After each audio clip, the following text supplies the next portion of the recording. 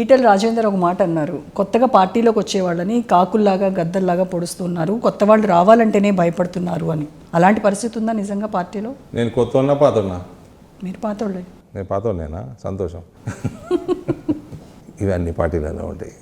Competitive world అన్ని పార్టీలలో ఉంటాయి. ఇవన్నీ అభద్రత ఉన్నవాడు వాడు ఎదగడు, వేరేవాడిని ఎదగనీయాడు, సంస్థని ఎదగనీయాడు. అభద్రత అన్నది చాలా పెద్ద బీమారు. సో అలాంటి వాళ్ళు పార్టీలో ఉన్నారు. దొంగ కేసీఆర్ లాంటి లంగ, కేటీఆర్ లాంటి దొంగ, వీళ్ళు ఏం చేయగలుగుతారు, ఎక్కడ దూసుకోగలుగుతారు చెప్పగలుగుతాం. అభద్రత ఉన్నోడు ఎట్లా రియాక్ట్ అవుతాడో చెప్పలేము. ఇప్పుడు మీ పార్టీలో ఎవరికి ఉంది అభద్రత? అంటే చెప్తున్నా, కొత్త వాళ్ళని రానియట్లేదంటే అభద్రతోటే రాణిస్తలేరు అన్నట్టు. అభద్రత ఉందంటే నీ కాన్ఫిడెన్సే లేదు నీ మీద. ఇవి గ్రూపులు, తగాదాలు, వివాదాలు, ఇవన్నీ సమస్యలు. మీరు ఐక్యంగా గ్రూపులు మీరు అవునన్నా కాదన్నా ప్రజలకు తెలుసు, బీజేపీ కార్యకర్తలకు తెలుసు. ఆ సార్ ఇంట్లో పుట్టి పెరిగినా కాబట్టి, ఆ సారు పార్టీ నడిపినోడు కాబట్టి, పెద్ద రాష్ట్రంలో నడిపినోడు కాబట్టి, గ్రూపులు పెద్ద పెద్ద నాయకులు ఉండే ఆ టైంలో ఆ గ్రూపులు చూసినోడిని. ఇక్కడ గ్రూపులు ఏడున్నాయండి? ఇక్కడ గ్రూపులు ఉండడానికి అంత సంఖ్య ఎక్కడ ఉందండి? సో గ్రూపులు పెట్టేంత సంఖ్య నెక్స్ట్ ఎలక్షన్స్ కన్నా రావాలి. అసలు ఈ గ్రూపులు నేను కన్సిడర్ కూడా చేయమని ఉంటే కూడా, ఒకరికొకటి వడదంటారు, మీరే అంటున్నారు.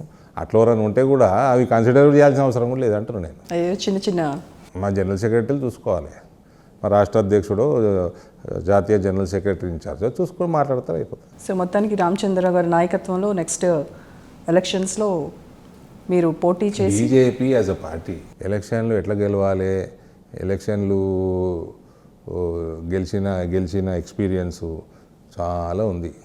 ఈ దేశంలో మ్యాక్సిమం రాష్ట్రాలలో బీజేపీ ఉంది, పెద్ద పెద్ద రాష్ట్రాలలో బీజేపీ ఉంది. అక్కడ చేసే ప్రక్రియ ఇక్కడ చేసుకోవాలి. సింపుల్ కాపీ పేస్ట్ చేసి ఇక్కడ అలవోగ్గా గెలుపు మీదే అంటారు. ఢిల్లీ ఎలక్షన్లో నేను ఉన్నా కదా, ఎట్లా కొట్లాడుతుంది బీజేపీ చూసినా కదా. మహారాష్ట్ర ఎలక్షన్లో నాందేడ్లో ఉన్నా, ఢిల్లీ ఎలక్షన్లలో ఎక్కువ ఉన్నా, మనీష్ సిసోడియా కాన్స్టిట్యున్సీకి ఇన్ఛార్జ్గా ఉన్నా. ఓడగొట్టాం కదా మనీష్ సిసోడియాని. భారతీయ జనతా పార్టీ ఓడగొట్టింది అక్కడ. ఆమ్ ఆద్మీ పార్టీ సీఎం ఓడగొట్టింది, డిప్యూటీ సీఎం ఓడగొట్టింది.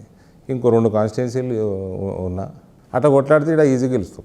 సో జనరల్ ఎలక్షన్స్కి ముందే మనకి ఇంకా పరిషత్ ఉన్నాయి, జిహెచ్ఎంసీ ఎలక్షన్స్ ఉన్నాయి. వాటిలో ఎవరి సత్తా ఏంటో తేలిపోనుంది దానికే. అంతేగాని జనరల్ ముడిపెట్టడానికి లేదు. బీజేపీ గెలిచింది జిహెచ్ఎంసీలో, టీఆర్ఎస్ బీజేపీ ఈక్వల్గా గెలిచింది లాస్ట్ టైం.